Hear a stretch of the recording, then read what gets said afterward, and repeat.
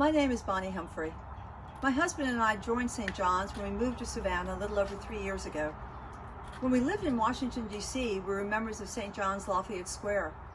We were happy to share our beautiful city with the many visitors on their way to the mall or the Smithsonian museums. The most intriguing groups, though, were those comprised of a definitely senior set, who trooped from monument to monument without flagging. They wore matching t-shirts and exuded a spirit of respect, camaraderie, and purpose not usually seen along the mall. It was there that we learned about the Honor Flight program. I quickly found several ways in which to volunteer and am now a board member of our local chapter. And it is the most meaningful, impactful, and rewarding program with which I've ever been involved. The World War II Memorial on the Mall was opened in 2004. A retired Air Force officer working with veterans quickly realized that many of his aging veteran population would be unable to visit this and other memorials dedicated to their service. He pulled together a group of volunteer pilots, and the first veterans made their visits to DC in May 2005. Honor Flight was born. To date, more than 225,000 veterans have been escorted to Washington from regional hubs across the country. Honor Flight Savannah was established in 2008. And 27 trips later, we have taken almost 700 veterans to Washington to spend a very full day visiting their monuments.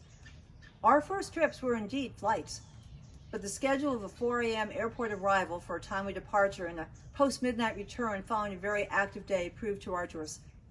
So our formerly one-day trip to DC is now a weekend event, beginning with a kickoff dinner hosted by the Savannah Elks Club on the Thursday night before our departure.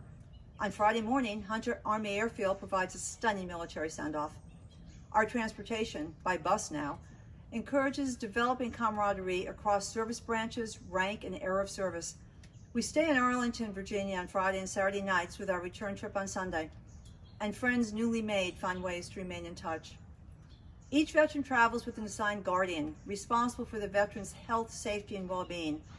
I travel as a guardian and have learned more and appreciate so much from each of my veterans. Although we still do have World War II participants, most of our veterans now are Vietnam era. Many, if not most, are still hurting from the treatment they received during and after their service. The theme I hear over and over again is, the pain is finally gone. I am appreciated, I am understood. Strangers come up to them on the mall just to say thank you.